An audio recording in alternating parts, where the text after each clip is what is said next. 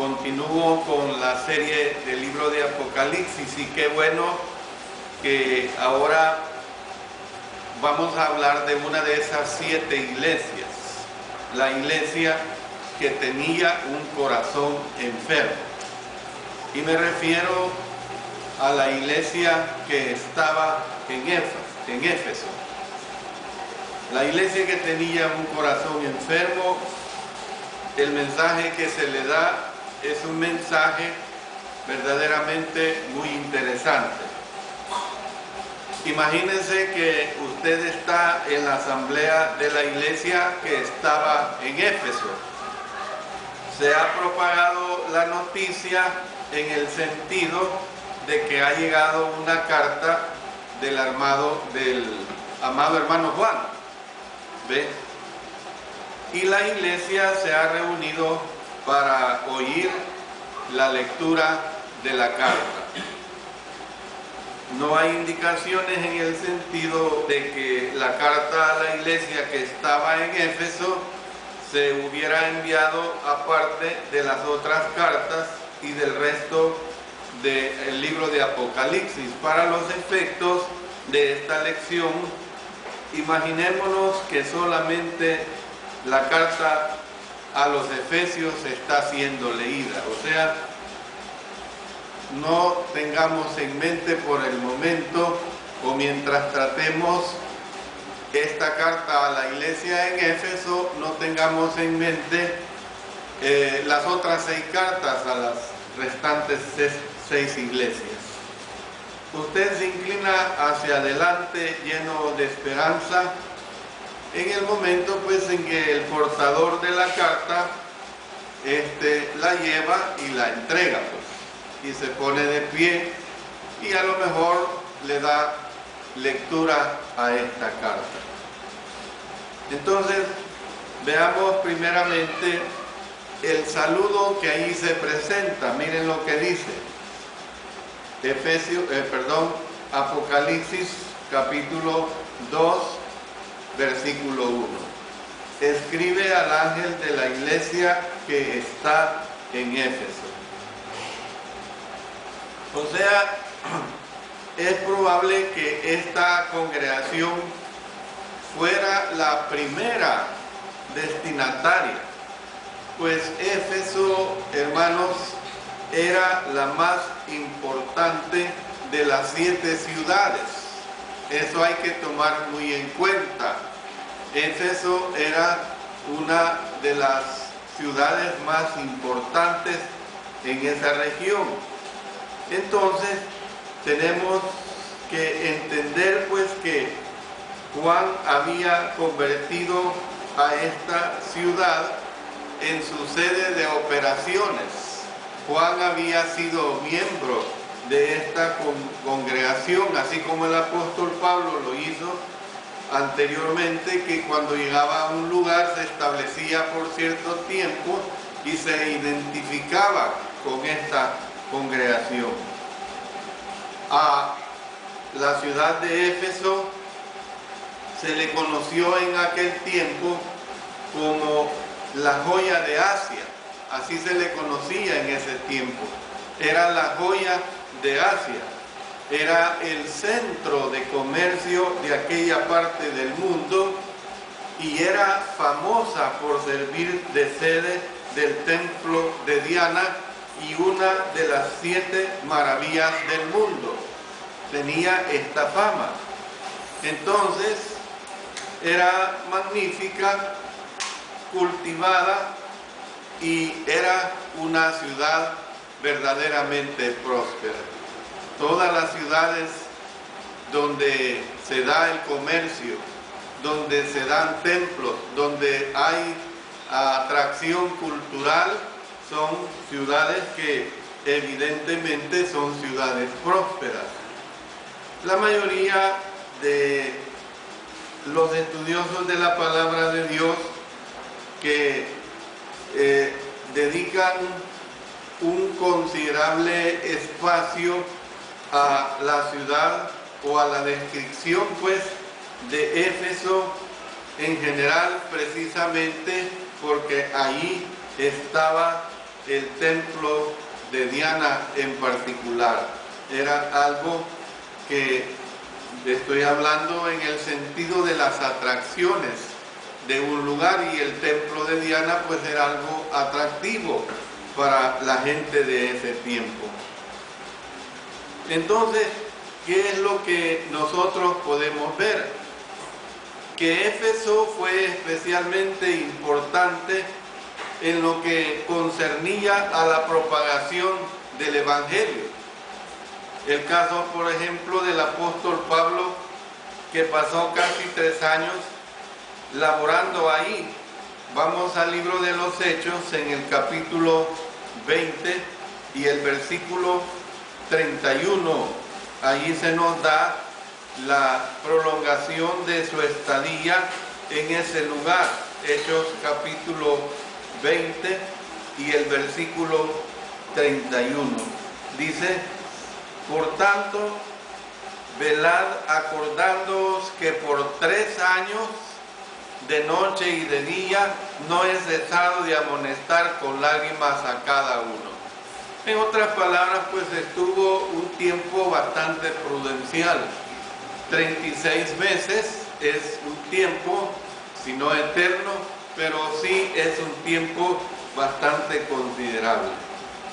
Es probable que muchas o la mayoría de las 7 iglesias fueran establecidas durante este tiempo. Más adelante, cuando Pablo se encontraba camino a Jerusalén, se reunió con los ancianos de Éfeso y les advirtió que tuvieran cuidado de los falsos maestros que se levantarían, y les dijo de hablando cosas perversas para arrastrar tras sí a los discípulos. Hechos capítulo 20, versículo 30.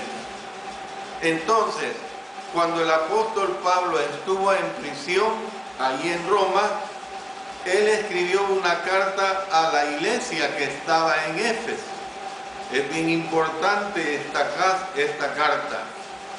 Después de su liberación, la Escritura nos dice que dejó a Timoteo en Éfeso, y lo dejó precisamente para que mandase a algunos que no enseñaran diferente doctrina. Primera Timoteo capítulo 1 y el versículo 3.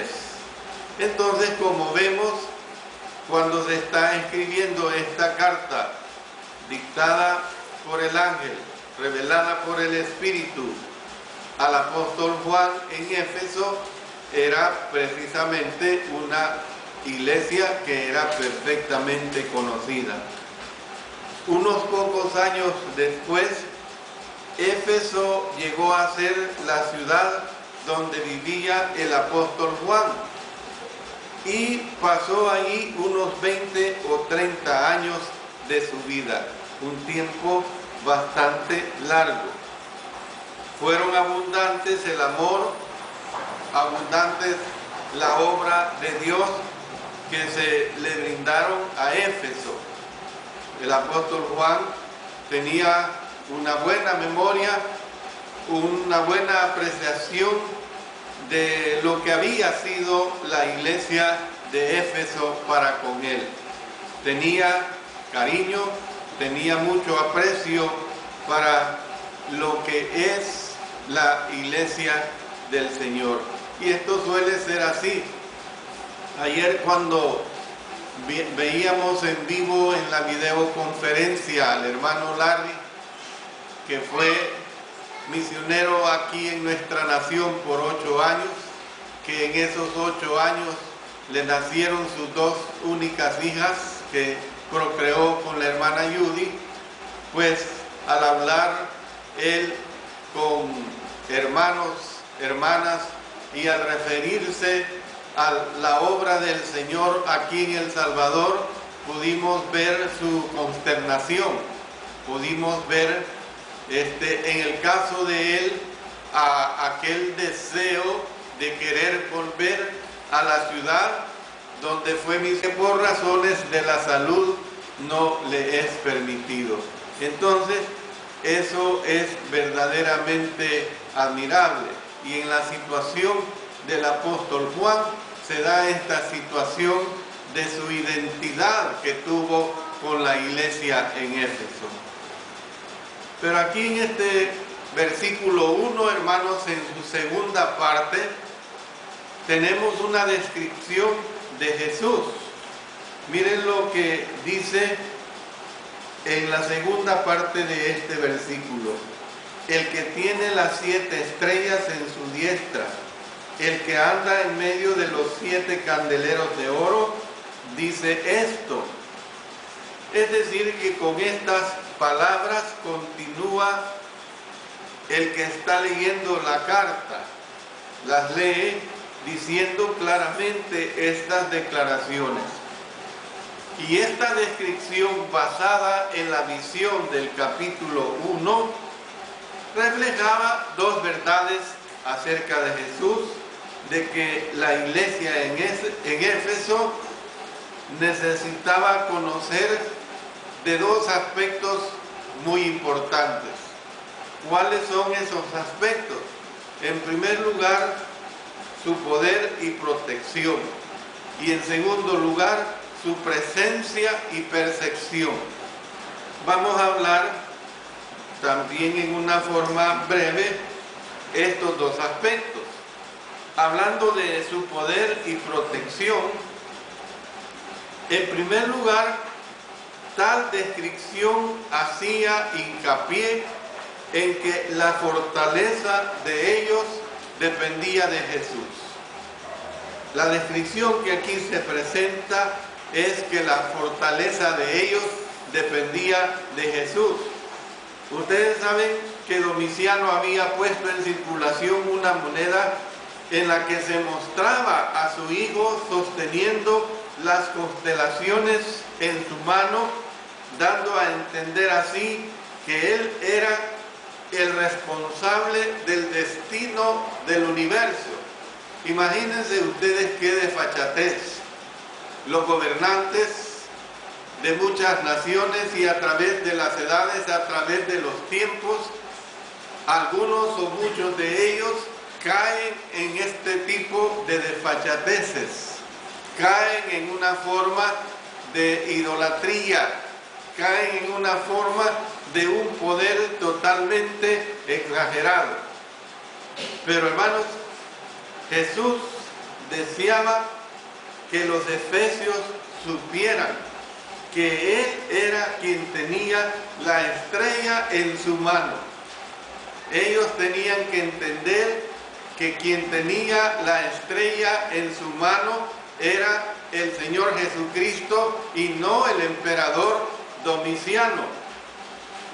No era Domiciano el que tenía esa estrella, ni sus herederos, ni mucho menos uno de sus hijos, por más que lo quisiera, por más que lo amara.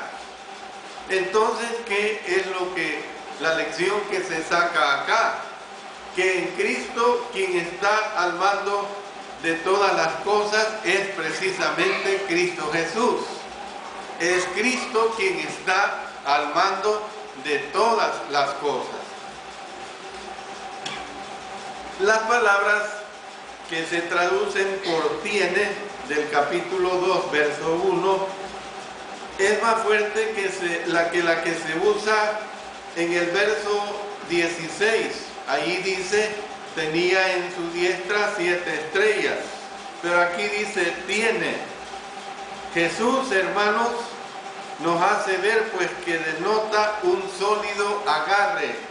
Jesús tenía a las iglesias firmemente sujetadas en su mano. Para ver esta situación es necesario entender esta condición de nuestro Señor Jesucristo. Era el poder y la protección de Jesús que se estaba haciendo énfasis acá. Hoy en día todavía seguimos derivando de Jesús nuestra fortaleza, hermanos, porque nosotros no podemos quitar al poder de nuestro Señor la fortaleza de nuestro Señor de en medio de la iglesia actualmente. Por eso hoy en día todavía seguimos derivando de Jesús nuestra fortaleza, tanto a nivel de congregación como de cristianos en el nivel individual.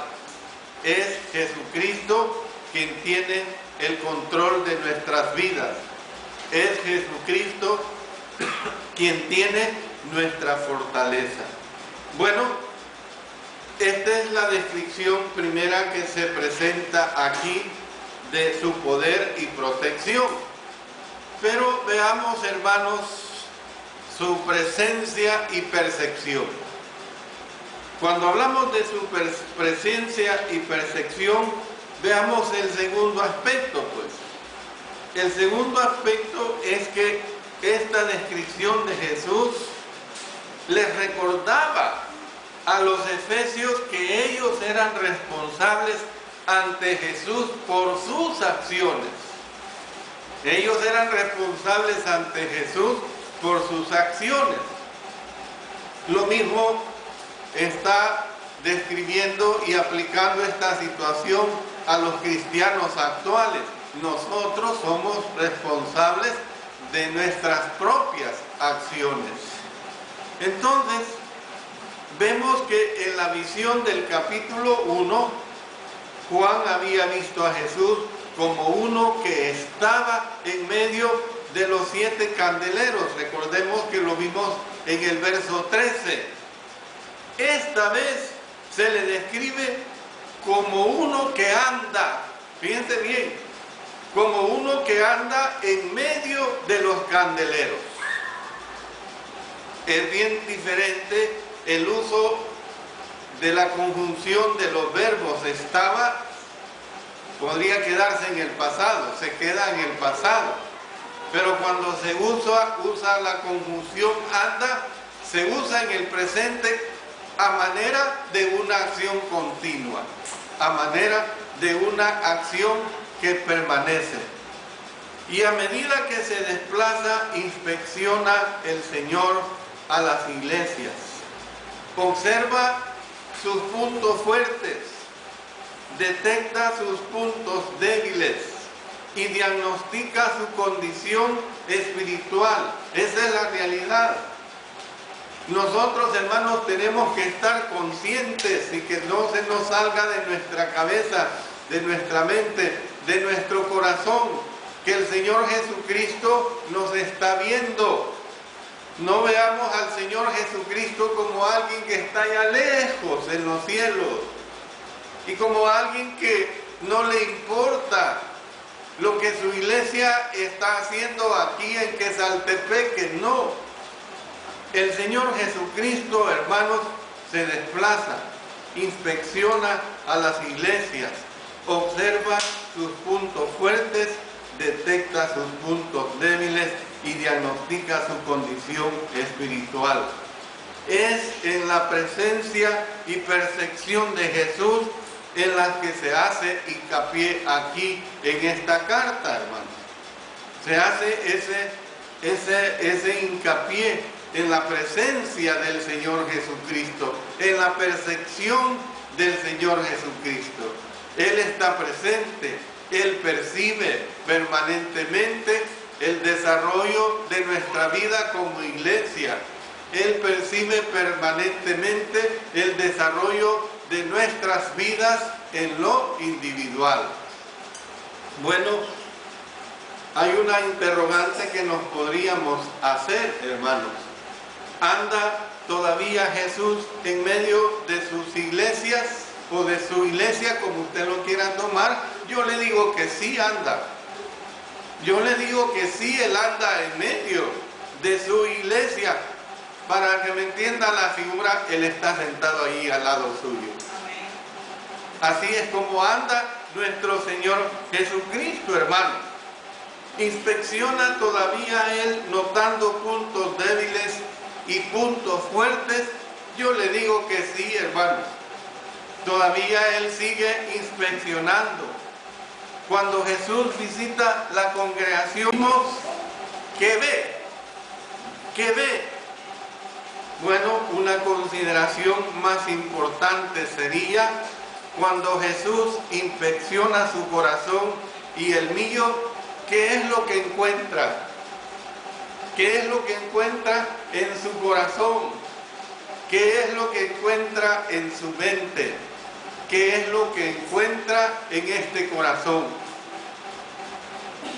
Alguien de aquí presente lo puede ignorar, el que está a la par, el que está detrás, el que está delante, pero Jesús no. Él conoce su mente, Él conoce su corazón, Él no ignora nada de lo suyo. Entonces, hermanos, ¿qué es lo que vemos en esta situación? ¿Qué encuentra? ¿Qué le agrada? ¿Qué encuentra? ¿Qué le entristece? Hay una diversidad de interrogantes que se pueden hacer. Hermanos, en otras palabras, yo le digo pues, que Jesús es el único inspector. Jesús es el único inspector de iglesias autorizado por el cielo. Y usted no le puede quitar ese grado, si así se le pudiera llamar, a la descripción de esta función. Usted no le puede quitar esa función. Usted tiene que entender esto, porque Él es el único que tiene el derecho, la responsabilidad y los recursos para hacer la obra correctamente, Él y nadie más que Él.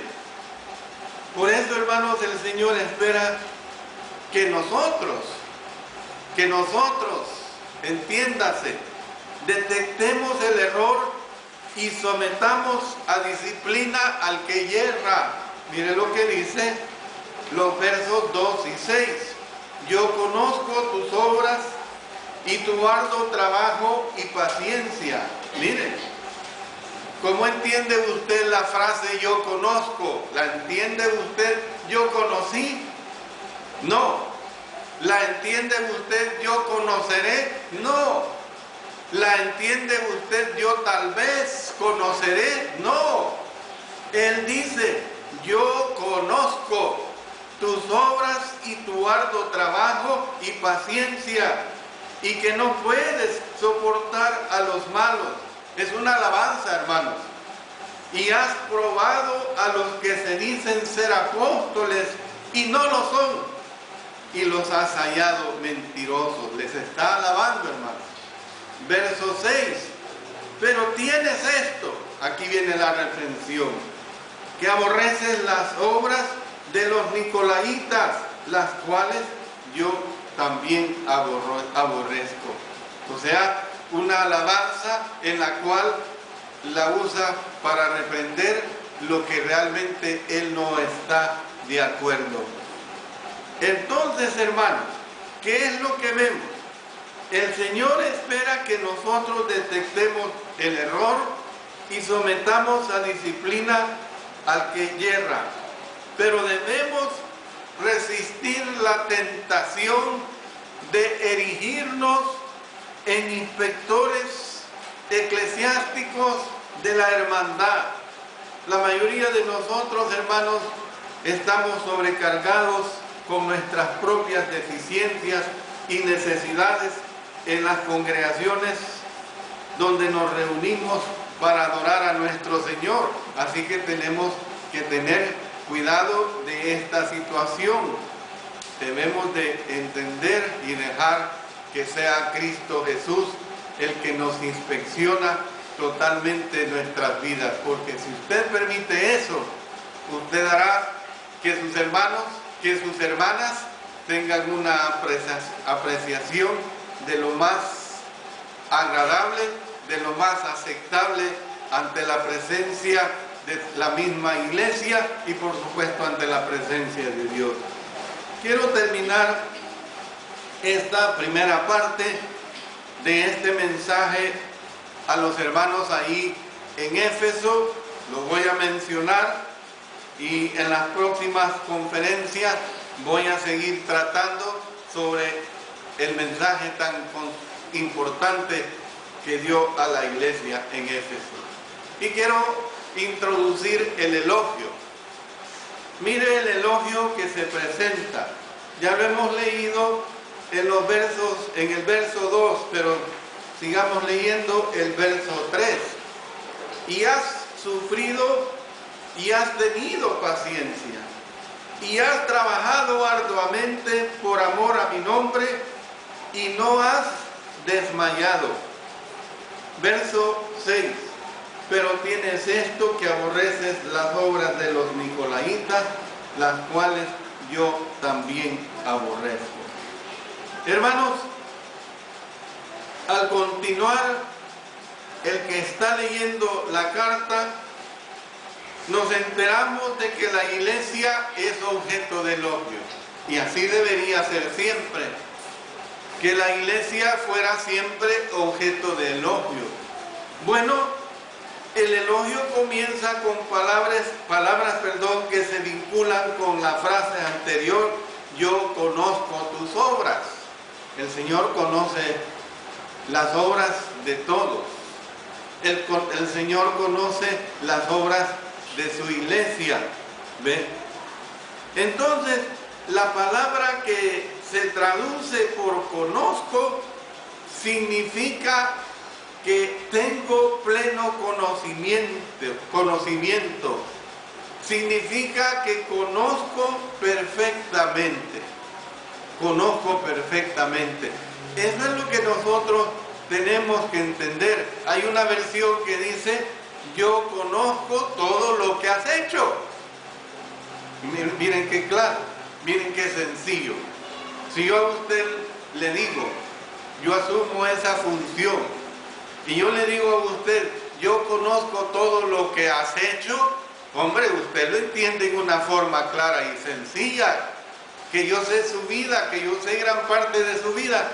Pues ese atributo, hermanos, le pertenece solamente al Señor Jesucristo, decirlo en la condición, en la situación de lo interno de cada uno de nosotros. Yo conozco todo lo que has hecho. Los cristianos efesios necesitaban entender, como dice el libro de los Hebreos en el capítulo 4 y el verso 13, todas las cosas están desnudas y abiertas a los ojos de aquel a quien tenemos que dar cuenta. Todas las cosas, hermanos, están desnudas y abiertas a los ojos de aquel a quien tenemos que dar cuenta. Nosotros, hermanos, necesitamos también entenderlo. Nosotros, hermanos, también necesitamos entenderlo de esta manera. Entonces, mi mensaje termina por el momento diciendo lo siguiente, hermanos: que Jesús comenzó con las cualidades positivas de la iglesia que estaba en Éfeso, y que cuando tenemos que confrontar una congregación o una persona, deberíamos comenzar haciendo notar los atributos personales que sincera y genuinamente se puedan reconocer. En la próxima lección vamos a seguir viendo ese servicio y perseverancia como la solidez e identidad doctrinal de que aquí se está hablando. Vamos a ver acerca de la censura, vamos a ver acerca de la advertencia y la amenaza cuando le dice: recuerda, arrepiéntete, repite. Vamos a ver la exhortación y vamos a ver como última parte la conclusión a la cual se llega en este mensaje a la iglesia de nuestro Señor allí en Éfeso. Que el Señor bendiga su palabra y que saquemos el mejor beneficio de ella.